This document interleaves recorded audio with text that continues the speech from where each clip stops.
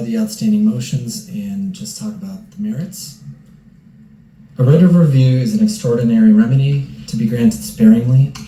There are two independent reasons for denying the writs here. One, there is an adequate legal remedy for appellants. Let's talk about that. Yes. Do you agree essentially the hearing examiner made a jurisdictional determination that he could not hear these appeals? Yes. So it's a yes or no, I cannot hear them. The city code allows for these appeals, correct?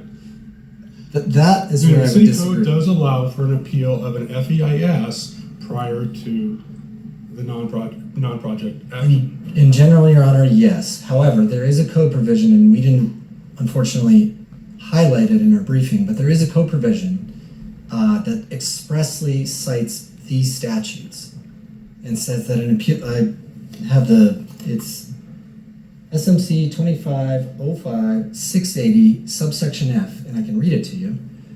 It says RCW 3670A 070, 3670A 600, which is that issue here, and 4321C 495, which is that issue here, exempts certain council land use decisions from administrative or judicial appeals except as provided in a certain code section. And then it does say, environmental documents and council land use decisions, actions intended to be exempt from SEPA appeals pursuant to this should so state. I'm not sure if that happened here, but it does reference these. Should what? It should so state, so the document should reference those statutes. I listened to what you just read. You mentioned you didn't highlight it in your brief. Did you cite it in your Yeah, brief? we did. Okay, We did. all right. We didn't rely heavily on it because state law, if there's a conflict, state law governs here. So even if the code would allow these appeals, our argument is that state law does not. Well, It didn't. go ahead. I'm sorry. Go ahead. It didn't sound to me like what you just read said, kind of point blank, and the city code does not provide for appeals of subject matters falling within these statutes. I didn't hear that part. Yeah, it doesn't say it as expressly as that. Okay.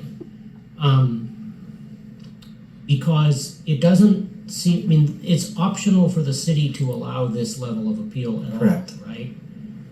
So you would be, it seems like if the city code doesn't take this appeal off the table expressly, your argument, I agree with you, state law controls, but we would need to find in the appeal prohibition statutes further legislative intent that this optional level of appeal also be refused to municipalities. In other words, the legislature not only said there can't be an appeal to the board, we would have to find legislative intent that a municipality couldn't either have an internal appeal at its own option.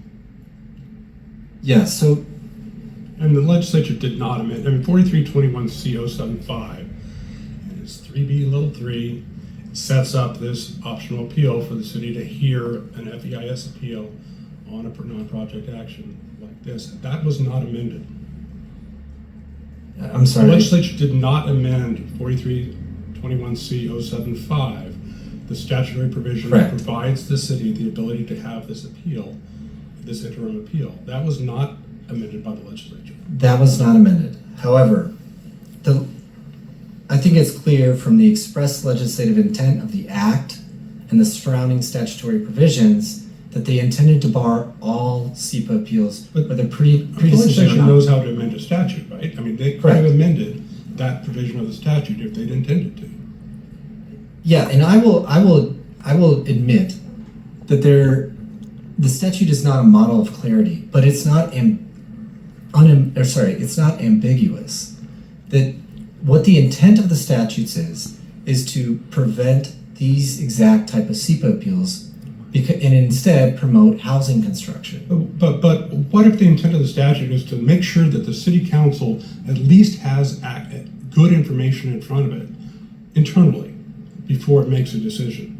And then from then on, no more appeals.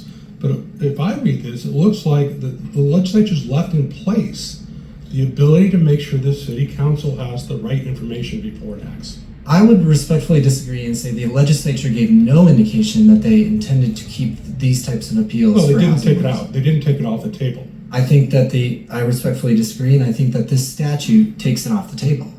And I can explain. Let me turn to this where you started your argument. The hearing examiner determines he does not have jurisdiction. I'll just use jurisdiction loosely. Sure. To hear these appeals. Where can that decision be appealed? That decision has no appeal. So isn't that the purpose of a writ of review? There is no adequate remedy other than it But being read. Your Honor, you nailed it on the head in the question you had for the appellants, which is there wouldn't be an appeal if the examiner took the case, heard it on the merits, and then ruled in favor of the city. Correct. There would be no appeal there either, but there can't be a writ because of that. Well, but the city code, again, the statute allows this process. I'm just looking at where that procedural determination, a jurisdictional determination, where can that be? Who decides whether the hearing examiner made a correct call on that? The legislature set up the CPO appeal process where it doesn't allow for an appeal for that. I mean, you've kind of pivoted from what I think we're driving at here. There's a difference between a writ of review saying, this agency in this internal appeal got the decision wrong, and, the agency's code says there's no appeal from that decision. There's a difference between appealing the merits of a decision, if there is a merits decision, versus seeking a writ and saying, hey, this agency didn't follow its own procedure. That's the distinction we're driving at here. That, the failure of an agency to follow its own procedure is essentially a different kind of wrong than the agency making an incorrect decision.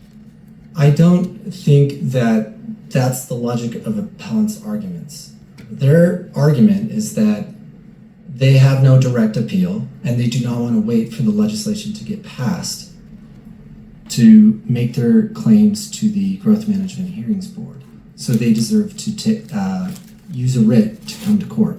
Well, what about the logic of my question, whether you agree they make that argument or not?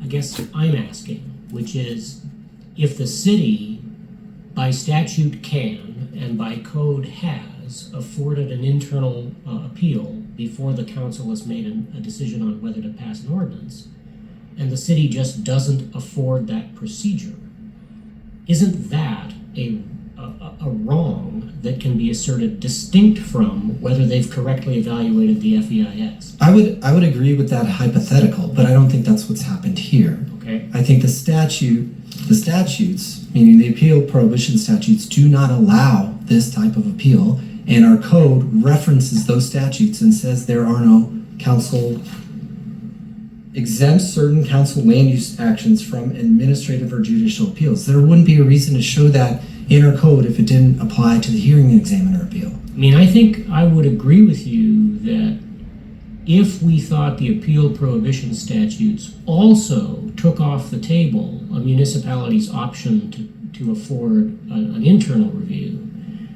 then I think we could probably cut to the chase on this case. If we don't agree with you, I'm not sure it's that simple.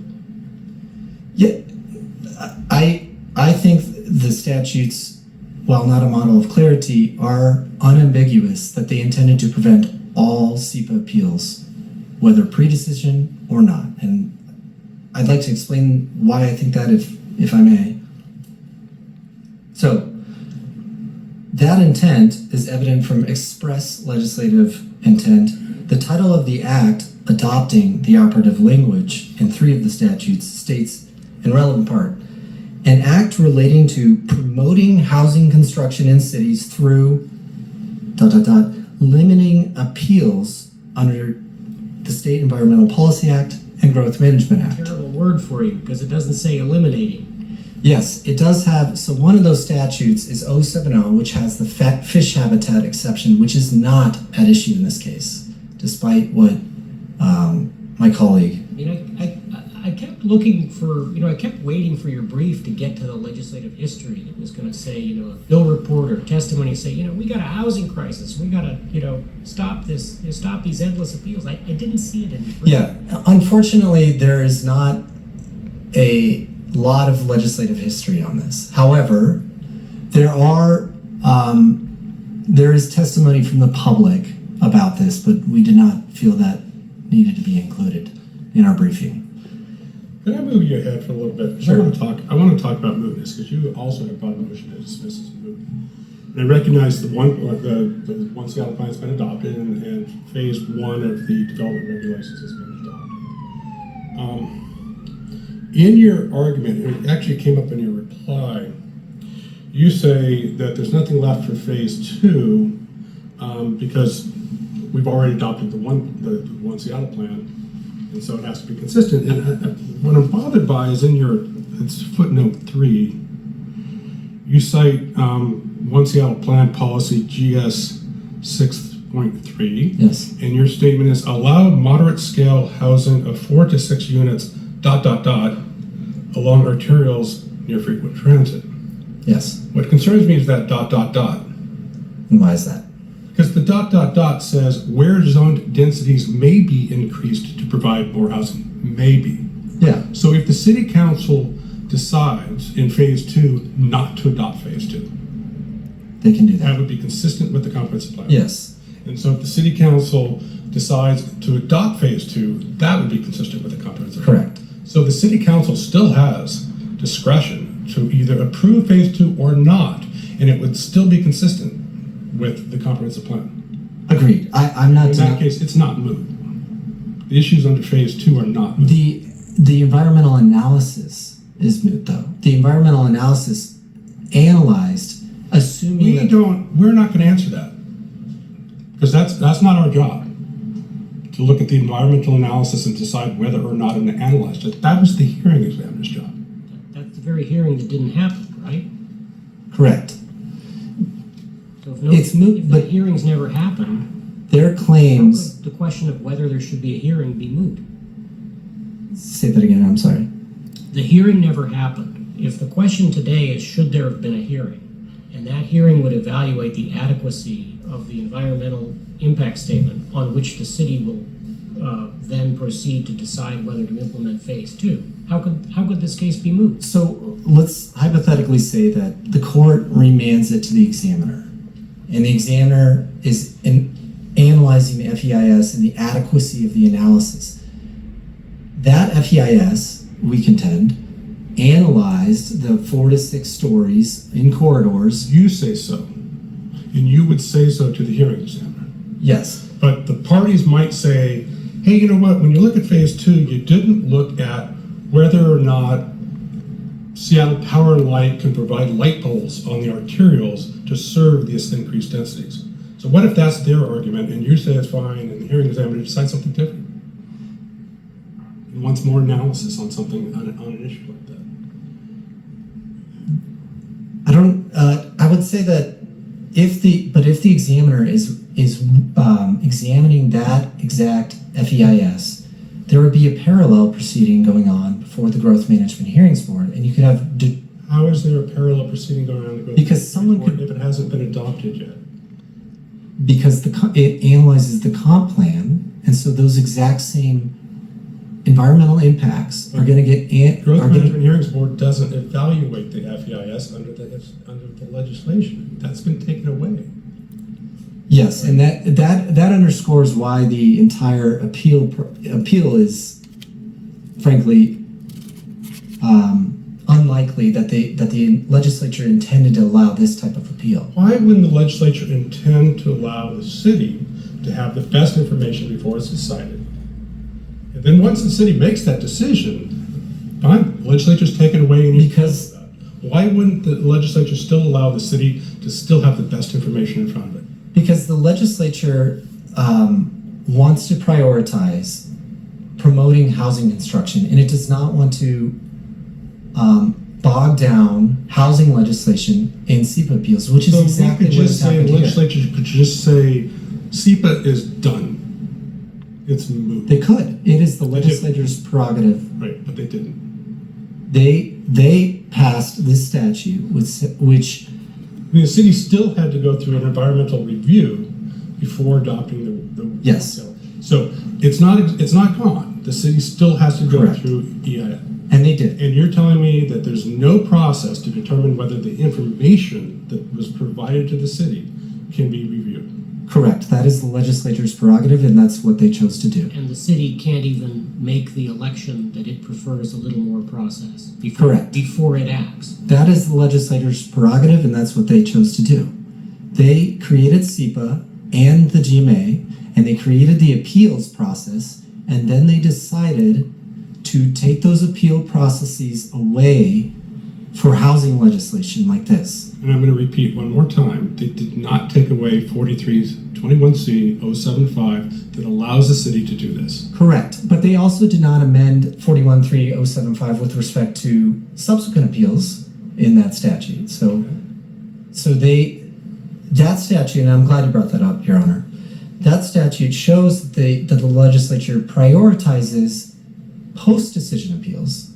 They do not prioritize pre-decision appeals like this one, which is what makes the that's right? The legislature doesn't care if the city has a pre-decision process, because that's not their concern. Their concern is post-decision appeals, and that's what they clearly have taken away. It is their concern, though, because these appeals, as we say in our briefs, are just as disruptive to housing production and capacity and the crisis of housing crisis. Why doesn't the city amend its code to take away the voluntary level of appeal it doesn't have to offer? You're right that the city can still do that. I would argue, as I did, that there is a provision that expressly cites these. And again, it cites these and says exempts certain council land use actions from administrative or judicial appeals. I guess my question would become, why don't they do it in a manner that a judge as dense as me could say? Look, I will admit, as I said before, that not everything is super clear, but I wouldn't say that it's ambiguous. And I've got 2.5 minutes left here. Can you address Godfrey in particular? Makes the argument that it's not just the phase 2, but there's going to be subsequent decisions that rely on the FEIS that cannot be appealed. I mean, they're arguing that if the city changes the city changes its critical areas ordinance and relies on this FEIS, that's going to be a subsequent decision that cannot be appealed. Is that the city's position? I'm not sure if I can answer that hypothetical with that. I mean, if the FEIS is inadequate to address I'll just pick on critical areas ordinance. The city decides to change its critical areas ordinance and reduce all buffers to 0, and relies on an EIS that didn't reduce them to 0. Would that be subject to appeal? No, because I don't. So the city can do anything it wants because this EIS has been issued, right or wrong. It's issued, so therefore the city can do anything. I don't think I see your hypothetical. I don't think that would happen. But if it did happen, I think there would be a stronger argument that there is absolutely no connection between this FEIS and the legislation that you posed. So there might be more of a case there, but I mean, you can't challenge it for not having an SEIS. I mean, where's their challenge? So and this is where I keep coming back to, the legislature created these appeals and it can take them away. That is their prerogative. And the appellant's entire argument really hinges on one word: adoption of, which dismisses the forest for a single tree.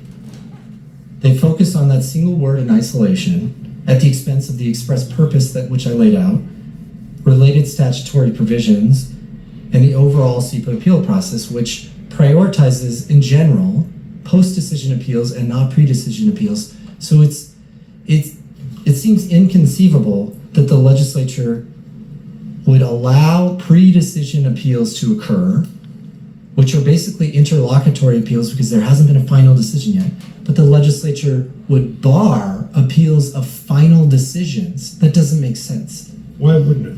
Again, I'm going to come back to what we've repeated back and forth a couple times. Why wouldn't the legislature allow the city to have the best information in front of it before it makes a decision? Because it has, the city still does environmental review. In this case, it did 2 years of review. But there's no way to know if it's valid.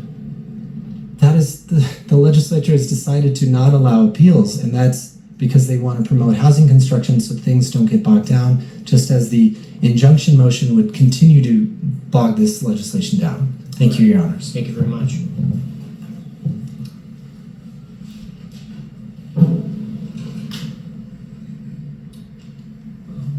I think just following up on some of the court's questions, I think that what really comes through when I was looking at this about what did the legislature intend to do. Initially, they enacted 3 separate statutes that have these prohibitions.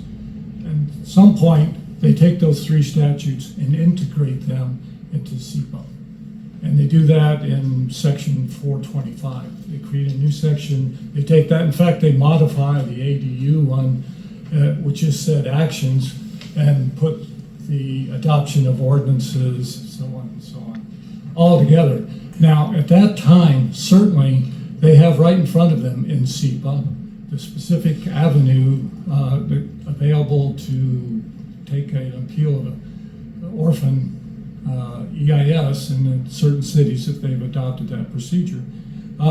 It's sitting there, and yet they don't do to bring that into the prohibitions or do anything else to knock it out.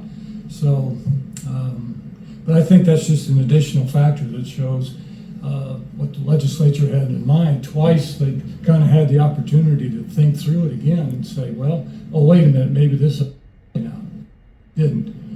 There was some reference here about some additional parts of the city's code or something that refers to the waiver statutes. I haven't really seen that argued, and it's certainly not the provisions that the examiner relied on. Well, let me ask you, the last sentence on that section says environmental documents and council land use actions intended to be exempt from SEPA appeals pursuant to 4321C 495 should so state. Did the EIS here state it could not be appealed to the hearing examiner? I'm sorry, I'm not. Did the EIS state that it could not be appealed to the hearing examiner? No. Did it state it could be No, appealed to the in hearing examiner? fact, when the FEI and there's the press release, you go pick it up and announces it. It gives you the steps. You have 14 days to file your appeal. So not only do they say you can't take an appeal, they say they can tell you how to do it. And so that's why we have all these showing filing. We had what, six persons, a lot of pro se's, file these petitions. So no. If I may make a quick remark about Mr. Carey. His circumstances where you don't know about the phase 2 type of things that we're concerned about until well after the comment period for the draft EIS, you should not be foreclosed. When you did comment before EIS on it, from continuing your appeal, just simply recognizing that if something was stated in the draft, it's assumed that you didn't object to it. And with that, Your Honor, thank you. Thank you.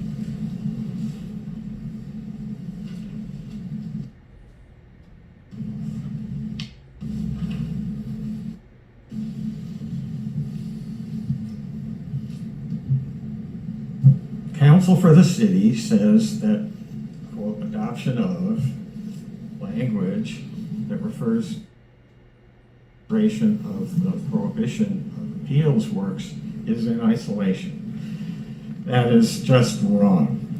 The adoption of is not in isolation. It's a core part of the fabric of what we're dealing with. God is not exempt from going up to the growth board under these statutes because almost every element of her appeal deals with fish habitat, loss of trees, impervious surface and its mitigation over time, to what I spoke about, the ongoing future SEPA actions that rely on this EIS.